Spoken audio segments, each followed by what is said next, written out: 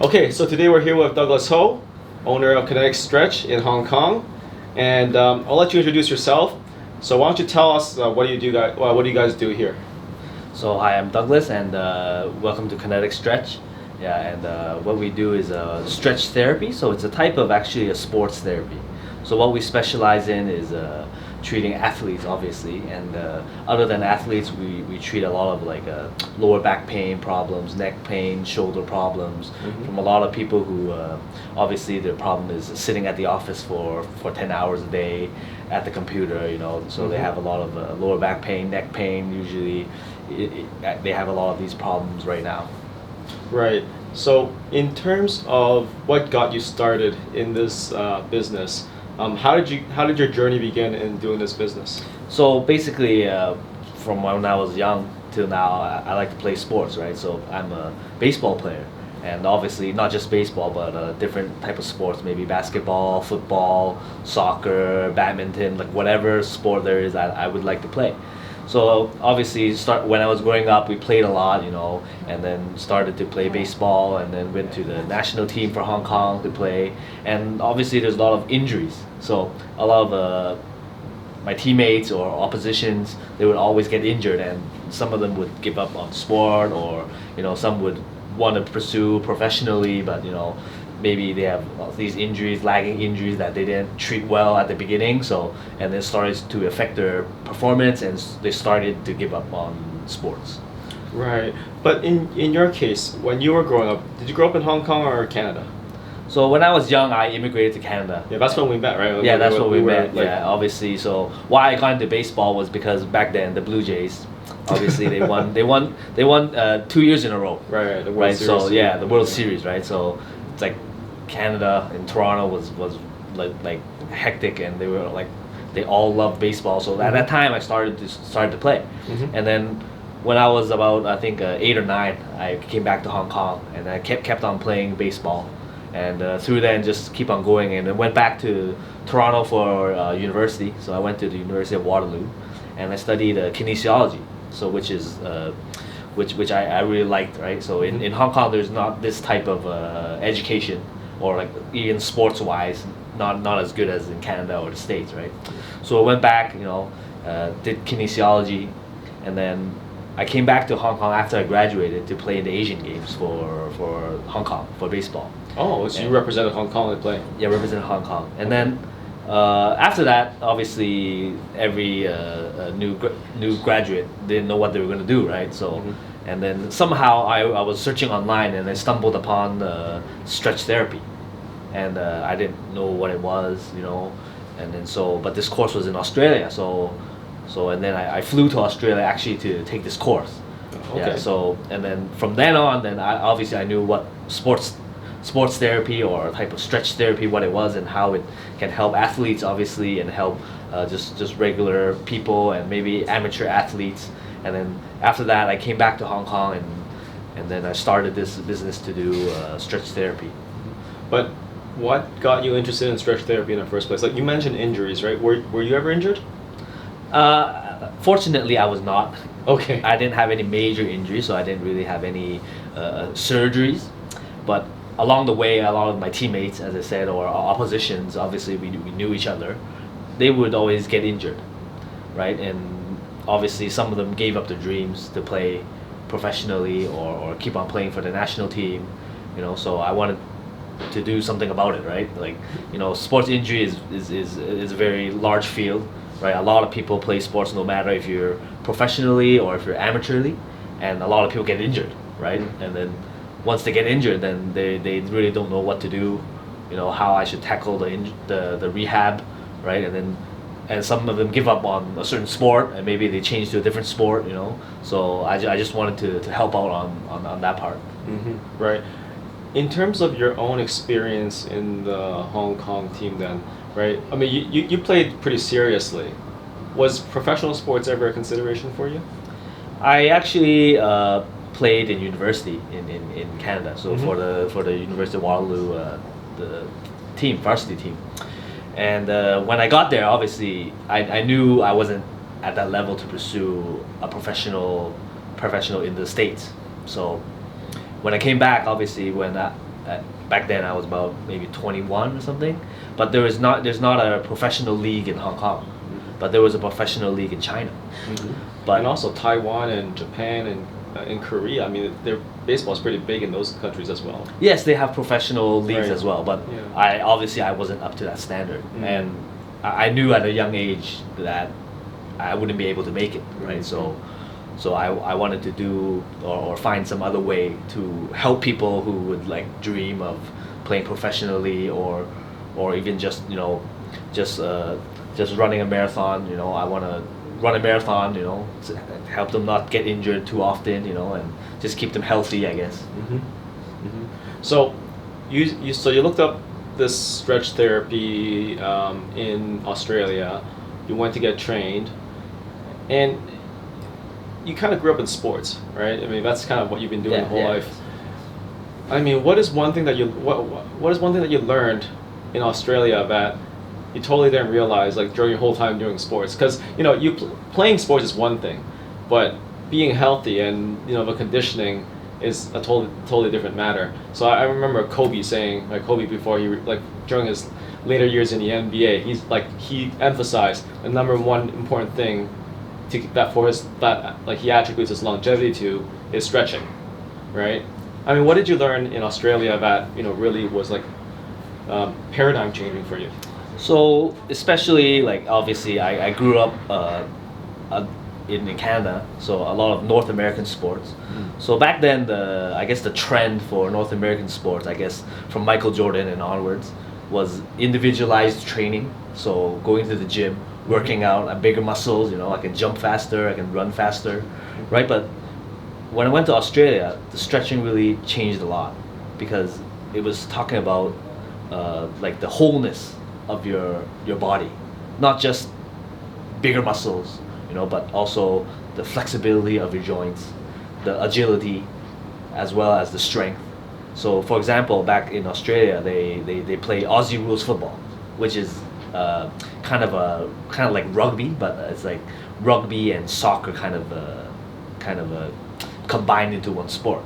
So those athletes they don't wear any armor. So not like American football, right? They just just crash into each other, right? Right. But they would crash into each other without armor, and also be able to run the whole field, and also be able to jump, and also be able to tackle, right? So they would need all like the strength, the flexibility, the cardio, the fitness. They would need all of that into one. So that kind of changed my paradigm on what a type of healthy body or someone who would play sport, what they would need or actually focus on a lot more.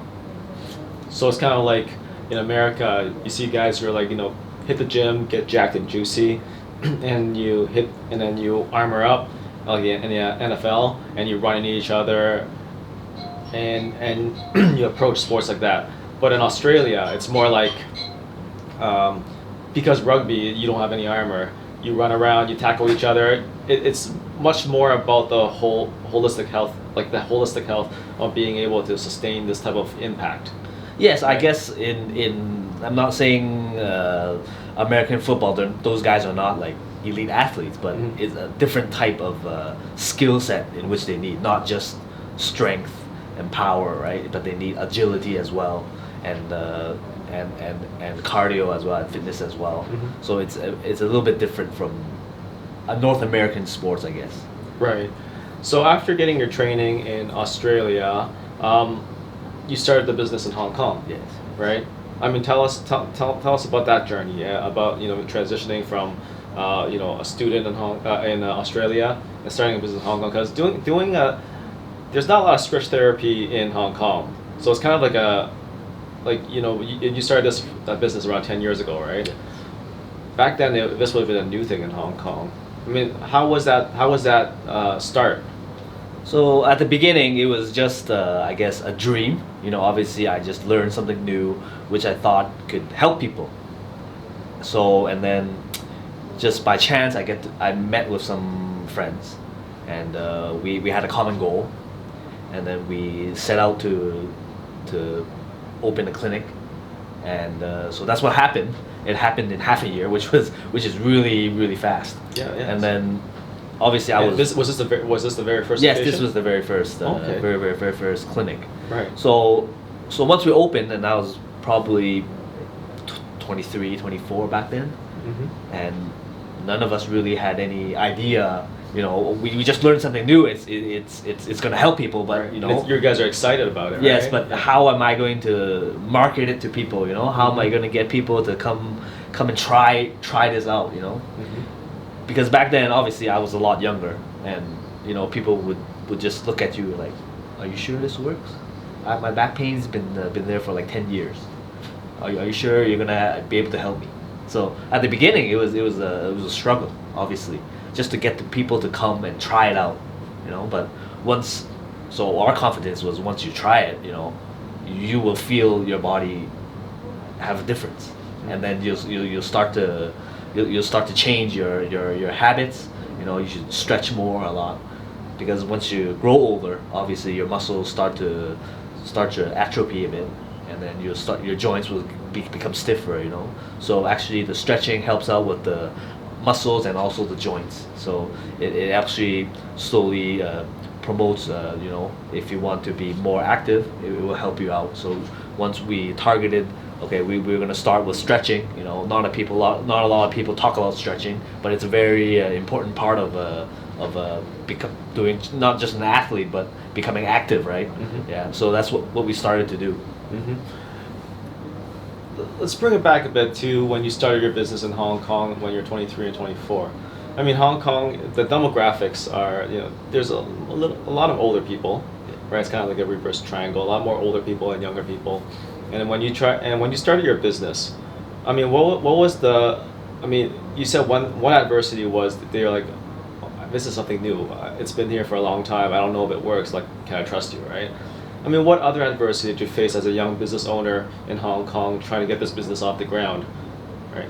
Obviously, for myself and my partners, without any business background or anything, we really didn't know how to tackle doing marketing or doing anything. So at first we basically asked a lot of people, okay, we'll come for free, you know, we'll do a seminar, we'll do a workshop, you know, we'll just come wherever you can give us time, right? So at first we did a lot of that. We tried as well. Obviously our therapy is sports related, so we did a lot of sports events. For example, at that time, running was starting to pick up in Hong Kong. So there were a lot of running events. Like every weekend there would be a 5K, 10K, half marathon event. So we would go to a lot of these running events, cycling as well, and also triathlons as well. There were a lot of events that are going on in Hong Kong actually. So we actually had to contact a lot of these events and see if they would give us a booth, you know, just to help us promote. And also we tried to go to some health expeditions, expos, you know, also sports expos. So we did a lot of different things, and obviously we were into sports. So obviously my partners are into sports as well. So we have our different connections in the sport. So we tried to, you know, hook up with some professional soccer teams or football teams in Hong Kong.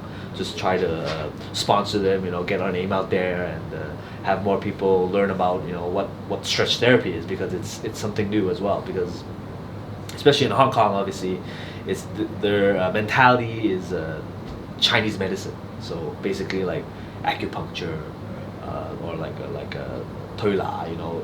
So a lot of Chinese medicine. So when they think, they'll think, oh, I just sprained my ankle. I need to go to a Chinese doctor To see the tita to guy. see the tita, right? Right. You know. So that's a certain mentality a lot of them had, especially the older generation, right? So a lot of them actually go to a lot of these type of doctors, but their problem is still remaining. Like they haven't really treated the problem. So then they would try to find other different types of therapies, and then maybe through us we did online marketing as well, and maybe they would find us, and then they would come and see us, and then once they felt what we did and how it helped them, then they would start coming more often to our place. So in terms of your business, then, I mean, is one of the things that I'm interested in is, what are the soft skills leading to success, right? So if you're to sum up all these experiences that you've had in building your business in Hong Kong, what do you think is the most important soft skill to, make things work here? Well, for me, I'm not. At first, I'm not. Wasn't really a salesperson, so I think basically I had a skill set to help people. But obviously, in order to help people, you need to communicate with the person, and obviously they have to trust you as well, right? So, at first, maybe for me, that was the most difficult part, I guess.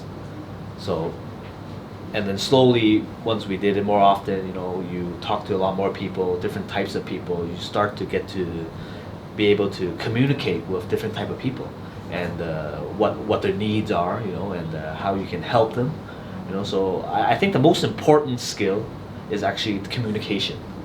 Obviously, if I'm able to help them, but I would still need to communicate or educate them on how to keep healthy, Like say, for example, if they had a lower back problem, and I would need to teach them to do some exercises at home, so hopefully that their lower back pain wouldn't reoccur, right? So that was a big, I think the most important skill set that's needed in I guess any type of business, but especially us when we're doing therapy. Obviously, it's more intimate, right? So that's a big important skill I think you need. Right. So it's not only communication, but it's also like being able to relate to different people, and also being able to convey the value of what you do without coming across as too salesy at the same time.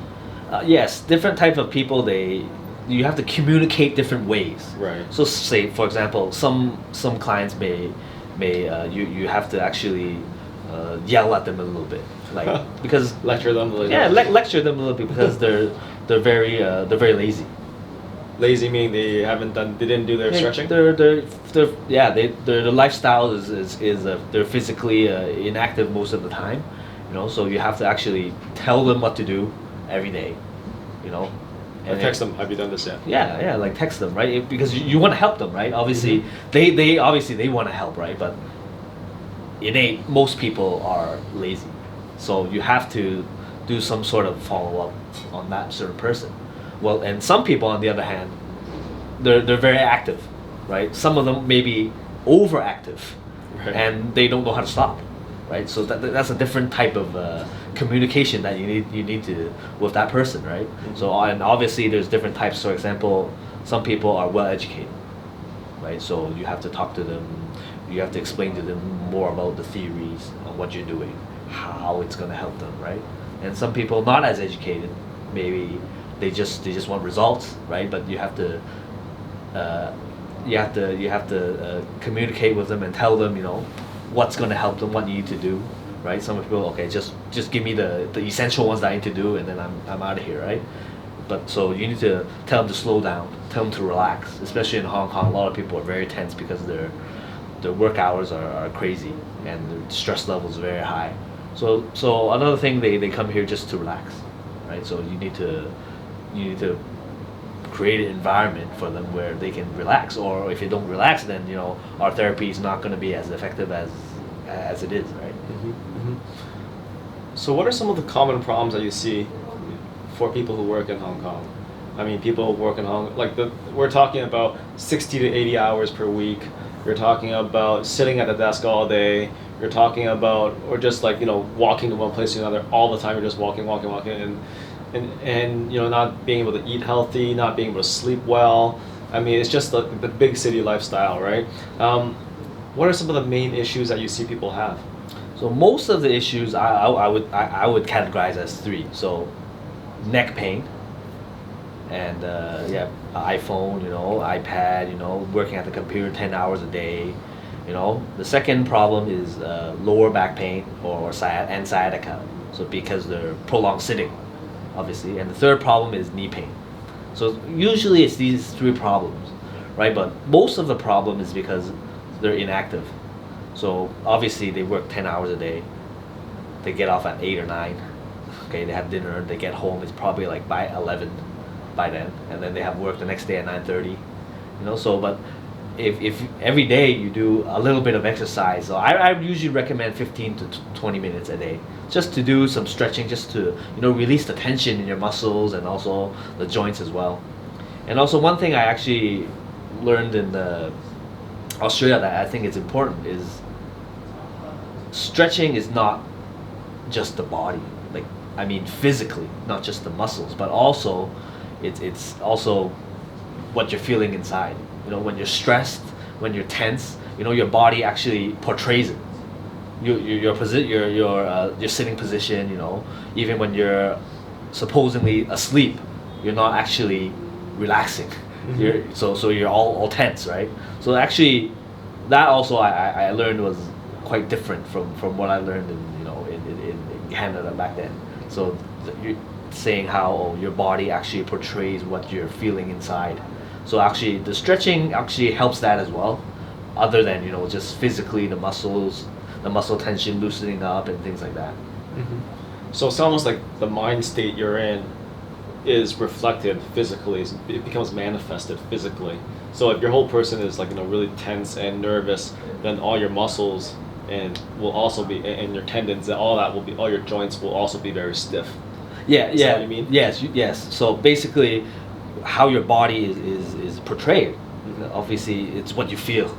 Can you give me a case of have you seen a client that was like that, and then how their lives were affected by that? So basically, all people are affected by neck pain. So some people obviously have a lot of headaches, and most of them, obviously, when you have a headache, you go take a Panadol or you take an Advil, right? And then once they started taking it every day, the medicine, it doesn't work, right? But once they started to try our stretching to release the tension in the neck and also the joints, then they start to relax actually. And at first they probably can't sleep because they have neck pain, so it actually affects their sleep as well. So once you can't sleep, then obviously everything goes down. Mentally, it just changes as well. So a lot of problems start to arise like slowly, but people just don't know what the problem is. It's just I got headaches. How can I get rid of the headaches, right? So they don't know actually the muscles, the tensions can actually create this type of problem within their body. So it's kind of like a cancer, right? You have one problem, and then it slowly spreads and affects other places as well. And even though you feel like the ailment is headache, the actual source is because neck pain. Yeah. So it can actually affect a lot of different places. So obviously, it will affect mentally, like neck pain, back pain. Obviously, if you have it for a prolonged time, then it starts to mentally take a hit on you, and you start. So for example, if you have knee pain, so some people just don't want to go out because they're feeling pain, and then slowly, obviously, their social life starts to decline, and then maybe some of them have some mental issues, loneliness, mental illnesses, and depression, anxiety, that stuff that creeps in. Yeah, it just slowly happens, but you don't know what actually started to affect it, right? And then maybe it was as simple as just your knee pain, right? So it could have some problems like that as well. Right. So, what would be some of your advice then in terms of helping people with neck pain? Like, for example, neck pain at work. What are some common reasons for neck pain?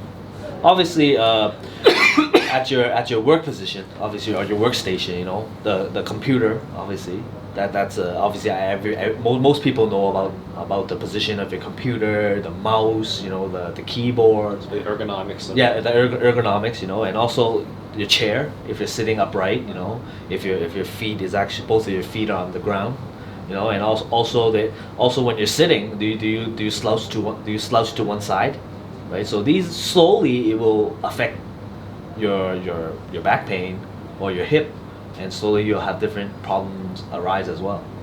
And also if especially at the workstation, sometimes you have to turn to one side to get some files every day. Right. And if you do that over time, over like 10 years or something, you'll slowly start every time you turn like that to get your files, kind of thing. Yeah, exactly. So a lot of different problems arise from your workplace. So you have to be actually try to notice these type of pick up these things that you do at work every day. So, for example, if you keep reaching on the right side every day to grab your files, or even if you have a second monitor on the right side and you keep working on two monitors, over time that builds up, and that takes a toll on your body. Yeah, obviously it actually changes your posture. Okay. So what do you mean when you say change your does your bone structure, everything actually change?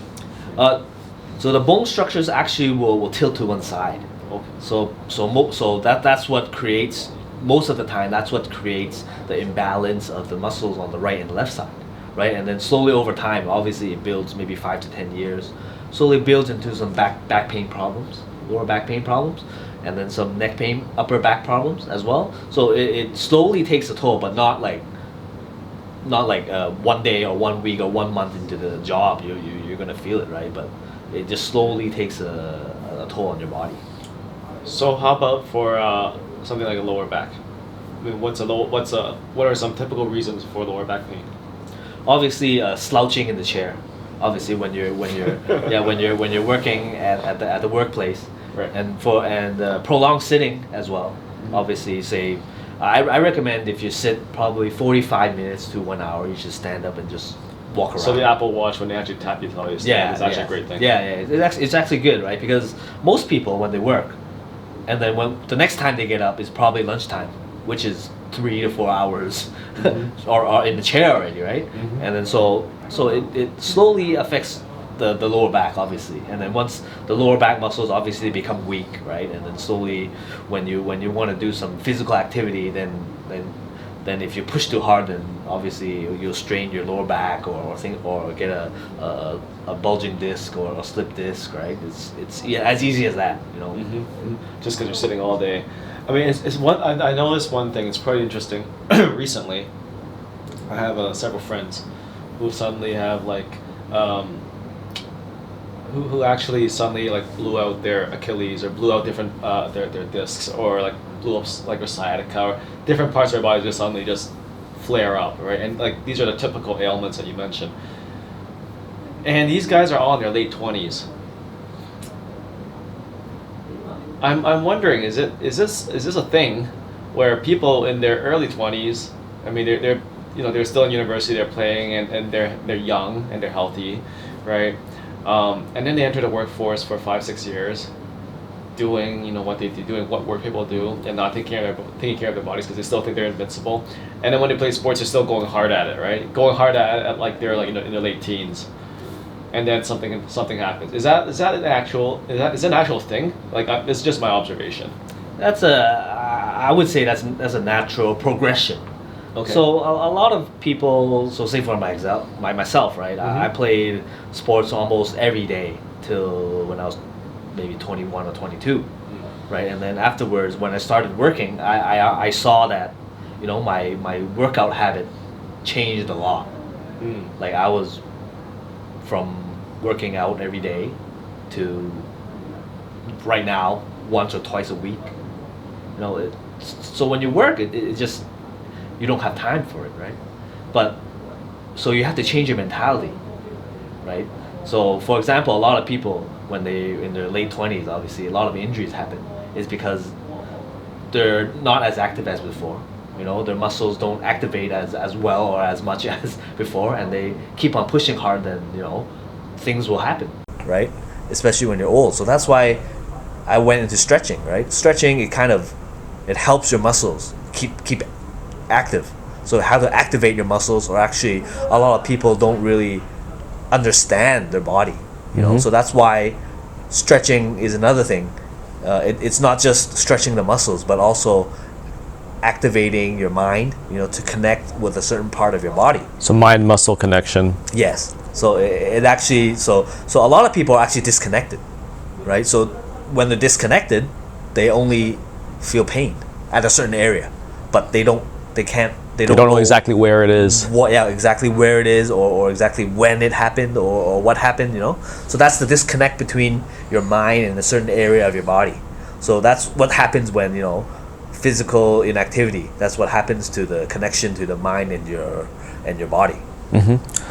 What do you think about something like sports specialization. I mean, here's a trend right now in the States and in Canada, or even around the world, is that kids are getting specialized in sports much earlier. Like, if you're 9 years old, like 8 or 9 years old, you start playing basketball, and that's all you do for the rest of your life, and you just focus on basketball. What does that do to the body? Like, because back in our day, you play whatever sports until you're like 15, and then you start deciding on what you want to specialize in, right? But nowadays, specialization happens a lot earlier. What does that do to the body? Well, that obviously it works the muscles too hard, or certain muscles, because a certain type of sport, obviously, it's similar action that's repeated over and over again. So once we repeat it too long or too much, your muscles start to give out, and then it affects your tendons. So that's why, especially in basketball, a lot of ACL tears when they're in high school right now, not even in college or professional sports, right?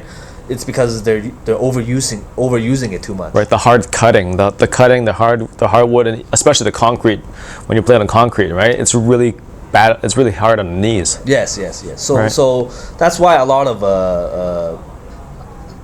like European players, right, especially in basketball, they at the young age they start playing soccer or football, right, not basketball. So they have a different type of mentality, and their body knows how to do different types of movements. So say, for example, like the Euro step, right? That's why they brought it to the States, right? So that's a different type of way the body can move. But if you're obviously training for a step back every day, right? then your body's, you're all used to it, but your muscles, your joints, and your tendons or ligaments may give out. So what you're saying is it actually creates a muscle imbalance. Yes, muscle imbalance. So that's why cross training is actually good.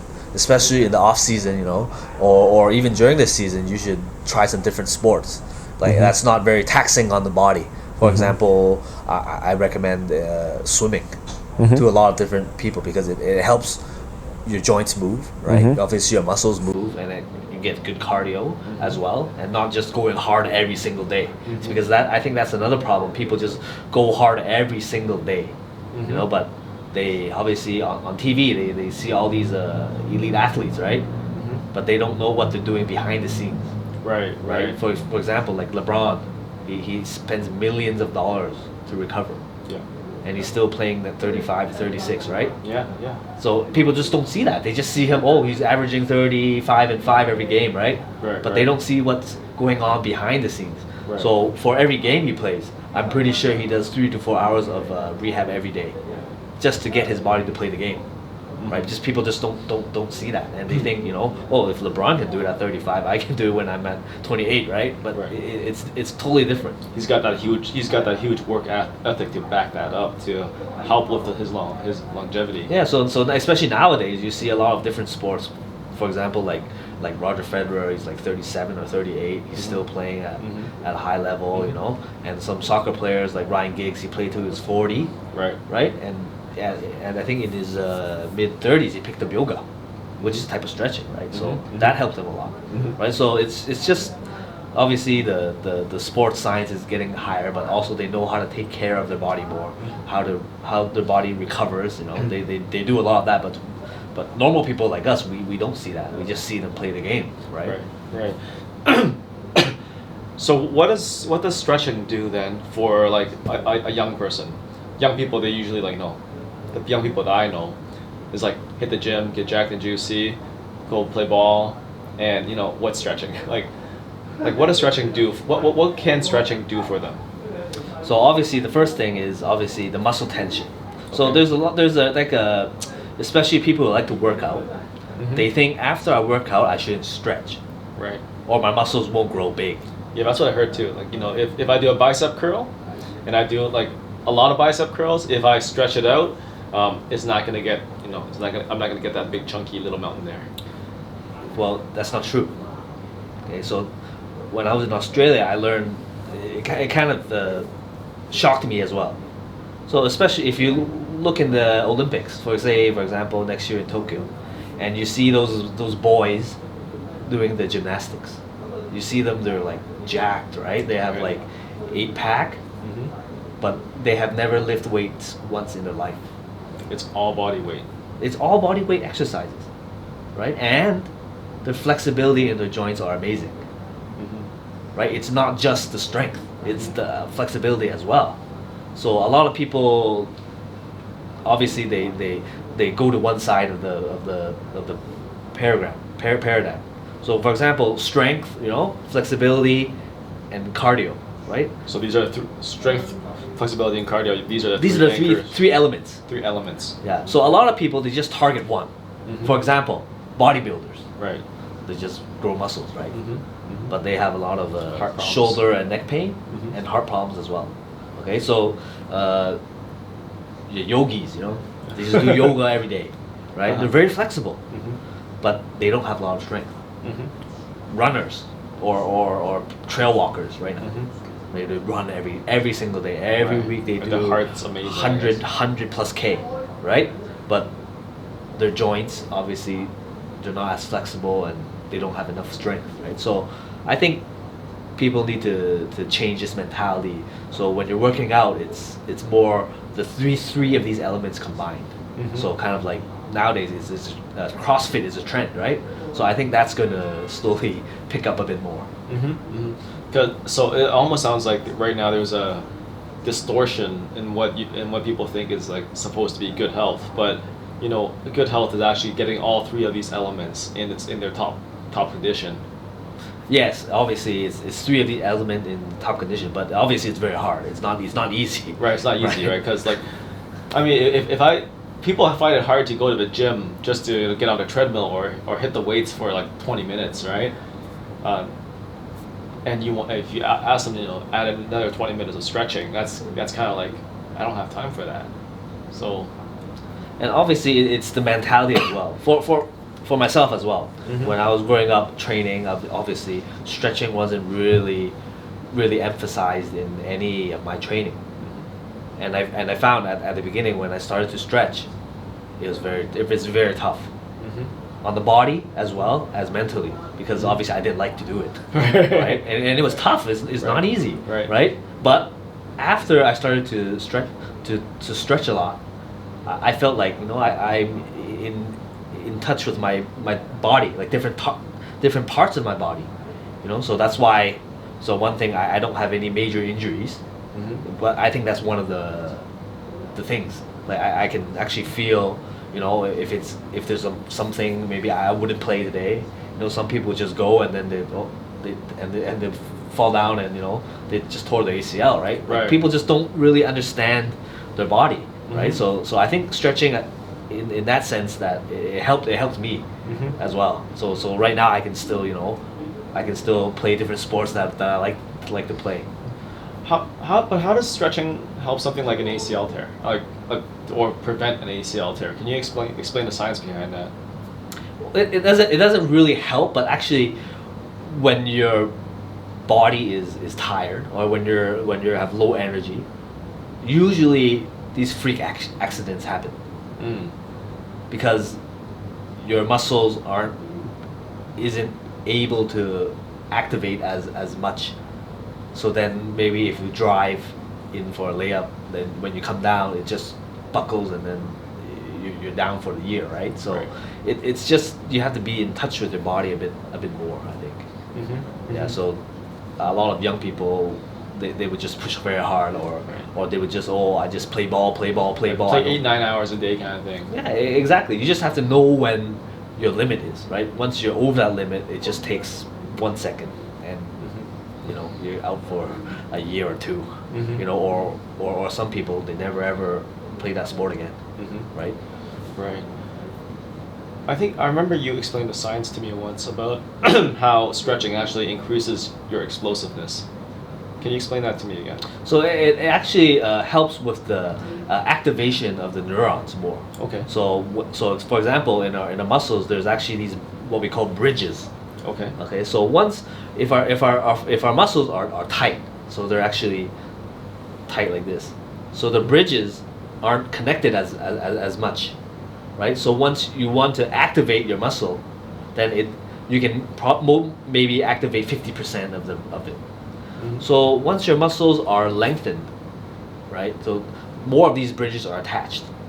So once you try to contract your muscles, then you can have more power, or you can activate more of these bridges, which creates power in your muscles when you do certain types of movements or sports. Right, right. So it's almost like stretching out an elastic band so that if an elastic, is that a fair analogy? If an elastic band is too rigid, it might snap in half. But if it's like, if it's got some elasticity, then boing, it has that bounce power. Yeah, is that a fair analogy? Yeah, that's a good analogy. Yeah. So if you keep on stretching the band, right, it stretches more and more. But if you put it there for a year and you try to stretch it now, then it'll break. Right. Like that easily. Right. Can you overstretch? Is it possible to overstretch? Yes, it is possible to overstretch, but it's the reverse of what we just said. So you just need to build more muscles, right? So it's kind of so these are the yogi's problem. Yes, the yogi's problem. They're overstretched, or the joints are hyperextended, right? Okay. So so they end up stretching their joints rather than stretching their muscles. Is that what you mean? No. Overstretch means, for example, a certain joint has a certain range of movement that it's supposed to be able to go through in a motion. But if it's overstretched, then actually, or the joint can actually go past that angle, and then it will start to create problems for the joint. Oh, okay. So the joint won't be as stable. Yeah. All right, cool. So how about we transition then into looking at some stretches that can solve the common neck problem, lower back problem, and knee problems. Yeah, sure. All right, let's do that. All right, Doug. So teach me how to fix my back. Okay, so we'll start with some lower back exercises. All right. So if you have a stretching mat at home, okay, just put it on the floor, and so at first we want to lie down. Okay, put your right arm to the side, about your shoulder height. Okay, lift up your right leg and have your left hand come over your knee, and just slowly pull your knee to the left side. All right. Okay, until you feel a stretch on the right lower back. I heard a pop there. Yeah. So is that normal? that's normal. Okay. So one important part is for your right shoulder to be on the floor. Okay, so you don't want your right shoulder to come up like this. Right. So you want your right shoulder on the floor, and just slowly pull to the side until you feel a stretch on the right side. But if the hand goes up, that's okay. Yeah, the hand goes up, that's okay. Right. So every stretch we want to hold for around 30 seconds. Okay, and just breathe. Okay, so you want to try it? Yeah, sure. All right. So arm out. Arm out. All right. And just pull to the left side. Okay, I sprained my lower back just a few days ago holding my kid, while holding two kids. So I shouldn't press myself too hard, right? Yeah. So when we're stretching, you should actually feel a stretch maybe 7. So we have a scale of 1 to 10. So 10 is like the worst stretch ever. You feel like, oh man, You're about to snap. Yeah, about to snap. So about 6 to 7 Okay. on this scale. Okay. Yeah. So you should feel an intense stretch in the lower back, but not too intense. Yeah, and just hold it for 30 seconds and just keep breathing. And how important is breathing? Breathing is a very important part. Okay, so when we breathe in, when we breathe out, we want to try to relax our whole body. Although you may feel a little bit pain, but you should slowly just try to relax. So it's kind of like yoga. It's kind of like yoga, and just deep breath. So as I said before, you want to connect with that part of your body. So you should actually feel that part of the body stretching, slowly releasing the tension in the muscles. Okay. And I got we gotta do the other side. Yeah, so both sides. So I recommend both sides, 30 seconds, about 2 to 3 times each side. So every day, about 15 to 20 minutes, we should do some pretty intense stretching. And my lower leg, if it turns, is that okay? That's fine. That's fine. Okay. Yeah. So the important part is Shoulder. this shoulder should be on the floor, Okay.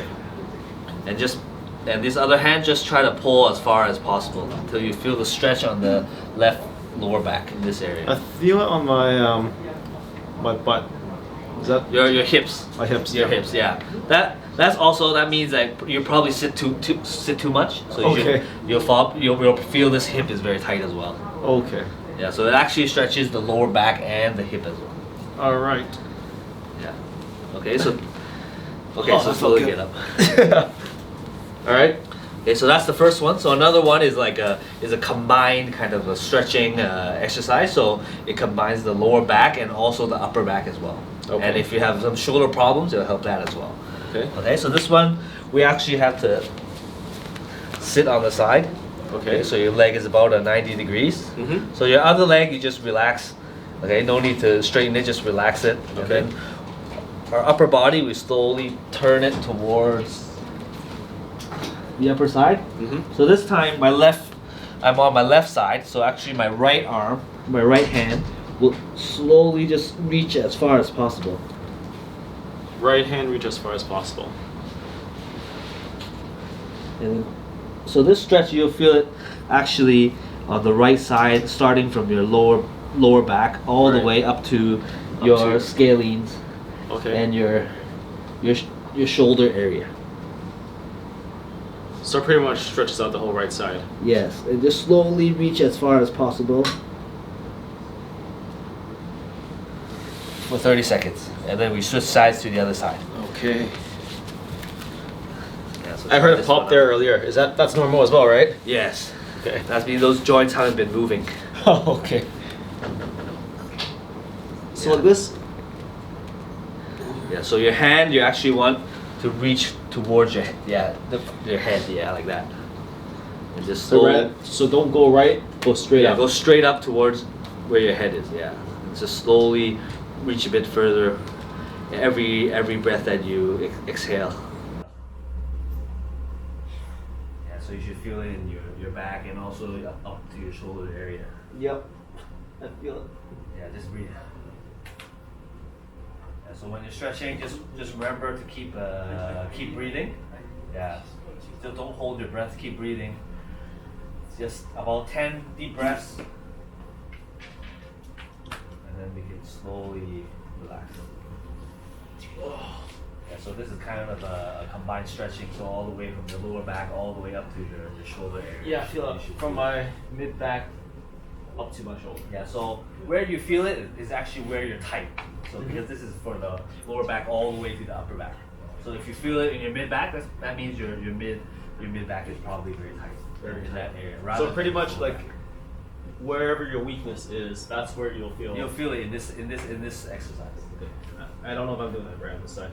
No, so your legs should come on this side. Under like that. Yeah. Okay. And then so this side, your left hand should reach forward. Yeah, like that.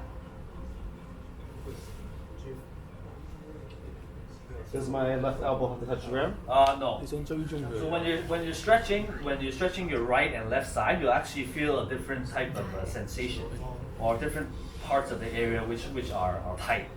So once you feel that, then you should actually work on those areas a bit more. So this stretch, I can tell that it's a lot better, right? It's a lot looser than the right side. Yeah, it is. Yeah. So it's probably stretching in the shoulder area, the mid back. Well, how did you know that? No, but just from looking at the way you're stretching, we can tell which part of the body is actually a bit more tighter than which side. Yeah, this side it's definitely the more on the shoulder. The lower back, the mid back is all good. It's definitely more on the shoulder. Yeah, so this is like you're in balance on both sides. So once we start stretching, then as I said, you'll actually start to feel your body differently, and you know which side is a bit tighter and which area of that side is a bit tighter. So we should work on those areas a bit more than just stretching randomly. So Right, we can actually very target specific muscles and areas which you need to improve on. So it's actually better to target the weak points rather than focusing on like because a generic stretch routine that you go through in elementary school, you go through the motions. Someone's in the middle, tells you to do everything, and then oh yeah, we're done, let's go play, right? But it sounds like in your case, you recommend us to stretch specific parts of the body that are tight and make it targeted. Is that true? Yeah, it's true. So when you're stretching, actually, when you start to stretch, for example, like you haven't been stretching extensively, then you start to feel certain areas that are very tight. So those are the areas that you should actually work on a bit more.